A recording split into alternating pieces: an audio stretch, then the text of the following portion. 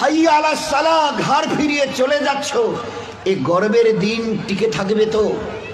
You will be very proud for this that I am a very young and steady. এটা ঠিক থাকবে তো? তোমার এই জওয়ানিকে তুমি ধরে রাখতে পারবে তো?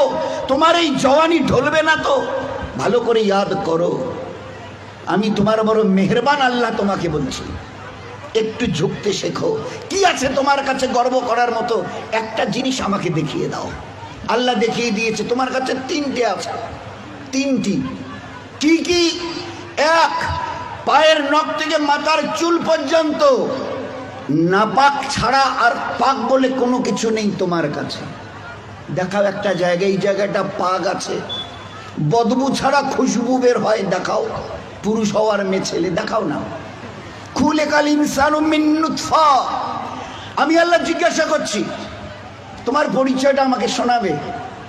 পরিচয়টা কি আছে আমাদের কাছে ওই পরিচয় ছাড়া?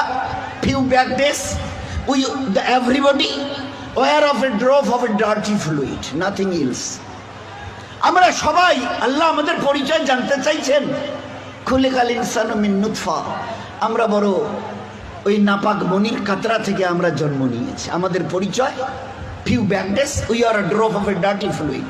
আমরা এক বিন্দু নাপাক মনির কাতরা, এর চাইতে বড় পরিচয়। আচ্ছা, তোমার পায়ের নখ থেকে মাথার চুল পর্যন্ত একটা জায়গা দেখাবে যেখান থেকে খুশবু বার হয়, দেখাও। নাক থেকে যদি করো, স্বামীও পর্যন্ত বলবে নাকটা একটু ঘুরিয়ে ওই দিকে।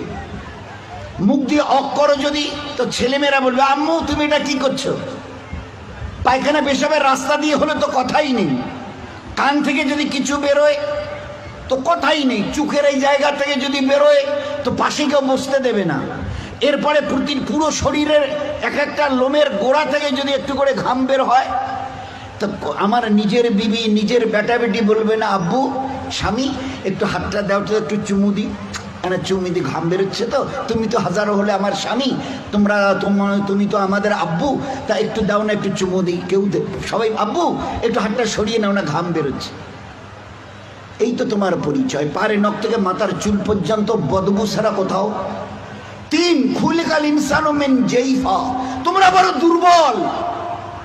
আমি জিজ্ঞাসা করছি, 3.5 হাতের একটা এইরকম শরীর, সুটাম চেহারা, আচ্ছা তোমার পিঠে কি বসে আছে? এইভাবে 2-3 বার দেখার পরে বলবে কই, দেখা তো যায় না। আচ্ছা, তা তুমি না খুব বুদ্ধির মরাই করো, মডার্ন টেকনোলজি আর সায়েন্সের খুব গালগপ্প করো, তোমার নিজের পিঠে কি বসে আছে তুমি বলতে পারো না? বলে না, তা জানি না। আচ্ছা 10 মিনিট পরে তোমার পজিশন, অবস্থা কি থাকবে জানো তুমি? বলে আমরা কিচ্ছু জানি না। বাজারে যাবে বলে ব্যাগ নিয়ে মোটর সাইকেলের হুকে আটকে দিয়ে স্টার্ট করে, খালি বাজারে গিয়ে স্ট্যান্ড করে খালি পা দিয়ে স্ট্যান্ডটাকে খালি ঠিক করে দিয়েছে, পিছন থেকে একটা গাড়ি এসে ধাক্কা দিল আর সঙ্গে সঙ্গে ডেথ।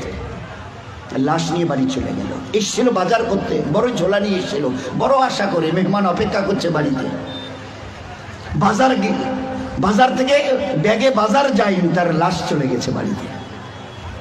খুলিকাল ইনসানু মিন জাইফা। 4, আল্লাহ জিজ্ঞাসা করছে আব্দুর রহমান বয়স কত? হ্যাঁ আল্লাহ 42 চলছে। বাকি কত? I know nothing about my age. Noorjahan তোমার বয়স কত চলছে? আল্লাহ 45 চলছে। আচ্ছা এরপরে আর বাকি কত? তা আল্লাহ আমি কেমন করে বলবো? বলেন না তোমার নিজের বয়স। তাহলে তা তো জানি না। এই তো তোমার অবস্থা, এই তো তোমার অবস্থা। তুমি এক বিন্দু নাপাক, তুমি বড় দুর্বল, তুমি বড় বদবুদার, আর তুমি তোমার নিজের 10 মিনিট পরের অবস্থা তাও তোমার জানা নেই। এরপরেও যে আল্লাহ তোমাকে তিলে তিলে তার দয়ায় এই সেকেল সুরত আর এইরকম হায়াত দিয়েছে, একবারও তার কথা ভাবো না। একবারও তার কথা ভাবো না যে কত দয়ায় তিনি তোমাকে প্রতিপালিত করেছেন। দেখবেন সবাই, আমরা তো ওই সময় থাকি না, ওখানে মেয়েরাই থাকে। বাচ্চা যখন জন্ম নেয় না, তো যারা দাদি নানি চাচি যারা ওখানে ভিতরে থাকে, ও তারা এবারে বাচ্চা বের হবার পরে এবারে হাতটার নখগুলো ভালো করে দেখে, কান টানগুলো ঠিক আছে কিনা, সব কিছু চোখ টোকগুলো, হ্যাঁ ঠিক আছে গো, ঠিক আছে, খবরদার বাচ্চা ছেলে হয়েছে মেয়ে হয়েছে, ঠিক আছে, সব ঠিক হয়ে আছে। সব আছে, চোখ আছে, বুরু আছে, মাথায় চুল আছে, হাত পা ওর নখটুকু পর্যন্ত বেশ গজিয়েছে। আচ্ছা, তো মুখে দাঁত কটা নেই কেন? কখনো ভেবেছ? এ জগতের ইনসান, ভেবেছো কখনো? সব বলছো ওকে, আচ্ছা দাঁত কটা যে নেই? আল্লাহ জবাব দিয়েছে তোমাকে বাঁচাবার জন্য। ওই সময় তোমার মুখে দাঁত কটা, যে আল্লাহ তোমার সব কিছু দিয়েছে, হাতের পায়ের নখ পর্যন্ত আছে, 2-4-5 দিন পরে কেটে দিতে হয়, সেখানে দাঁত কটা দিইনি কেন? তোমাকে বাঁচাবার জন্যে। আমাকে চেনো, আমি কত বড় মেহেরবান তোমার জন্যে।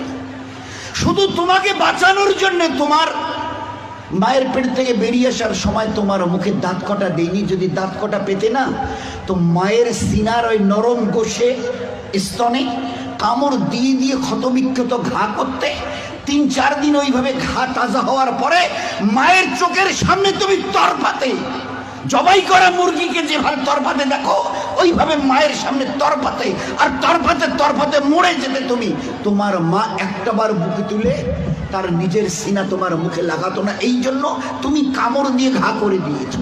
আমি বাঁচাবার জন্যে সবকিছু তোমার মায়ের পেটে বানিয়েছি, পুরো ফিগারের যা কিছু প্রয়োজন, each and everything has been given from myself, শুধুমাত্র except your teeth, তোমার দাঁত বাদ দিয়ে, যেখানে আমি তোমাকে আমার দয়ায় বাঁচাতে চাইছিলাম, ওই জন্য দাঁত কটা দিনই, নয়তো মায়ের স্তনকে কেটে ছিন্ন বিচ্ছিন্ন করতে, মায়ের চোখের সামনে তরপাতে তুমি মরে যেতে। একটাবার চিন্তা করেছো আমার কথা? তোমার প্রতি কত দয়া করেছি। ফের এই বাচ্চাটা হাদিসে পাকের মধ্যে এসে আস্তে আস্তে যখন বড় হয়, তার বুবুকে, ভাইকে, আব্বাকে কিছু খেতে দেখে, শব্দ এর কানে আসে, আমারও ওইরকম দাঁত থাকলে আমিও খেতাম। আল্লাহ বলে, হাদিসে পাকের কথা বলছে, আল্লাহ বলে তুই একটু সবর কর, কারণ এখন তোর অতটা হুশ আওয়াজ হয়নি, এখনই যদি দাঁত দি মায়ের স্থানে কাপড় দিবি, একটু সবর কর, এই 7-8 মাস 9 মাস 10 মাস হোক না, একটু যখন, তারপরে আমি দাঁত দেবো। গোস্তের ওই নরম জায়গা থেকে আস্তে করে বাবা মা সব খুশি, আম্মা তোমার নাতির দাঁত গজিয়েছে শুনেছ? আচ্ছা, 2টো দাঁত গজিয়েছে, তো উঠতে দেখে সবাই খুশি। আচ্ছা, কখনো ভেবেছ এই দাঁতটা বাড়তে এই পর্যন্ত বারবার পরে আর বাড়ে না? Why? What is the reason of it? Who will give the answer? Who will give the answer? Anybody else of this world? আছে কেউ দুনিয়াওয়ালা, ও মডার্ন সায়েন্স, মডার্ন টেকনোলজিওয়ালা, এই দাঁতকে গজাতে থেকে খুশি হয়েছো? বাড়তে এই পর্যন্ত বেড়ে গেছে, তারপরে আর বাড়ে না। কোন দুনিয়ার মডার্ন টেকনোলজি এর পিছনে কাজ করেছে বলো না? দেখেছো আমার দয়া?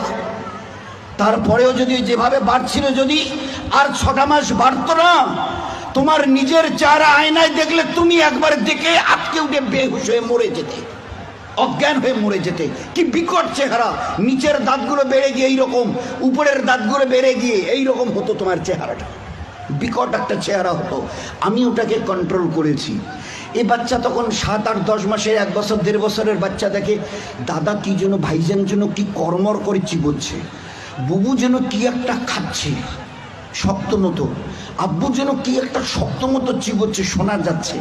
আসমান থেকে আওয়াজ আসে, তুই একটু সবর কর না, তোকে হালকা জিনিস খাওয়াবার জন্য যে দাঁতটা এখন দিয়েছে ওটার নাম হচ্ছে দুধ দাঁত, এর ক্যাপাসিটি কম, হালকা জিনিস চিবোতে পারবি, শক্ত জিনিস চিবোলে না ও দাঁত ভেঙে যাবে, তো তুই একটু সবর কর। ফের কদিন পরে একটা করে নড়া শুরু করে, আম্মু এ দাঁতটা নড়ছে, ফের একটা করে 32 টাকা আমি ট্রান্সফার করি, ফের ওখান থেকে গজানো শুরু করি।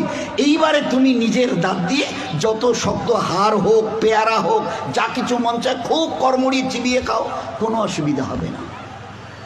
এত বড় দয়ার দান দেখেও তুমি একটাবার আমার সামনে ঝুঁকাবে না? আচ্ছা, আমার কাছে তোমাকে ফিরে আসতে হবে না? বলো যে ফিরবে না। আজ তুমি আস্তিন গোটাও, লাল চোখ দেখাও, আমার জমিনে দর্প ভরে পা রেখে চলো। আচ্ছা, তোমার কি মনে হয় তুমি আমার সঙ্গে মোকাবেলায় আসবে? তোমাকে সেজদা করতে না, ওসব আমাদের দ্বারা হবে না। হয় কি আছে তোমার কাছে গর্ব করার মতো? আর আমার সঙ্গে তুমি পাল্লা দেবে, মোকাবেলায় আসবে, কি আছে তোমার কাছে বলো না? এর মাস আজকের যেটা ফুলছে মাসল, এটাকে না আর এই দিকে ঝোলা মানে ফুলাতে পারবে না। শত চেষ্টা যদি করো তো উপরের দিকে নয়, নিচের দিকে ঝুলে থাকবে। যে দাঁত আজকে কর্মড়িয়ে অন্যের দিকে লাল চোখ করে তাকাও, এই চোখ আজ বাদে কাল ঝাপসা হবে। এ দাঁত তোমার কাছ থেকে তোমাকে জিজ্ঞাসা না করে বিদায় নেবে। এ কালো চুল তোমাকে না বলে সাদা হবে। এ শক্ত বডির মাসল এ তোমাকে না জিজ্ঞাসা করে গোশত আস্তে আস্তে চামড়া ঝুলে থাকা শুরু হবে।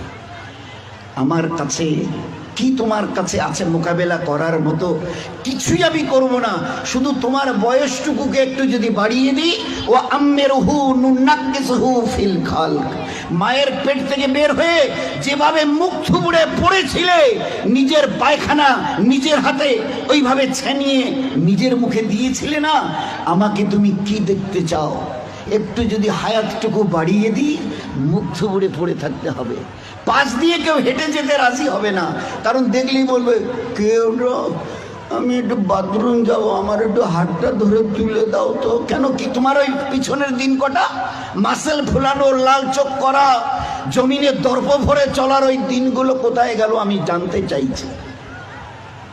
বলো না, আমি কিচ্ছু করবো না। একটা হাতি যদি এসে মশাকে বলে হ্যাঁ তুই নাকি আমার সঙ্গে নাকি পাল্লা দিবি, তা আমি তো চিন্তা করে কুল পাচ্ছি না, তোকে যে মারবো কোথায় মারবো। আচ্ছা, একটা হাতি যদি মশাকে মারতে চায় কোথায় লাদ মারবে বলেন তো? তো আল্লাহ যদি আমাদের মতো 3 হাতের একটা কমজোর নাপাক ইনসানকে আল্লাহ যদি টোকা দিতে চায়, তো আল্লাহ কি তোর কোথায় টোকা দেবো বলতো? আমি আল্লাহ শত আসমান জমিনকে একদিন আমি আমার হাতের তালুতে নেব। লিল্লাহিল ওয়াহিদিল কাহার, শত আসমান ও জমিনকে আমি একদিন আমার হাতের তালুতে। ও আল্লাহ কত বড়! আর ওই আল্লাহর মোকাবেলায় যদি আমি আসি, তো আল্লাহ কি বলবে? ওই হাতির মতো মশাটাকে যদি বলে হ্যাঁ তোরে আমি কোথায় ধরি আর কোথায় মারি বলতো? আর এই মশা যদি দ্বন্দ্বনায় হ্যাঁ হ্যাঁ আসেন না, হোক মোকাবেলা হয়ে যাবে। তো বলেন, আজকের খুব চিন্তা করি, আমি যদি হায়াতটুকু বাড়িয়ে দিই, মুখ থুবড়ে পড়ে থাকবে আর নিজের হাতে পায়খানা ছানবে, পাশ দিয়ে কেউ যেতে রাজি হবে না। ওই দেখলেই ডাকবে আসুতে মুখানা ধরো তো না, বাথরুম না বসি তুললো তো। কেন তোমার ওই দিনগুলো কোথায় গেল? এইরকম বুক ঠুকা দিনগুলো তোমার কোথায় গেল? দোস্ত, ও দিন আসবে, ফের দুনিয়া থেকে বিদায় নিয়ে খোদার কাছে ফিরে যেতে হবে। আল্লাহ কুল্লু নাফসিন যায়কাতুল মাউত সুম্মা ইলাইনা তুরজাউন। কে আছো দুনিয়ায়? ঝুপড়িওয়ালার কুরসিওয়ালা কে আছো যে আমার কাছে আসবে না?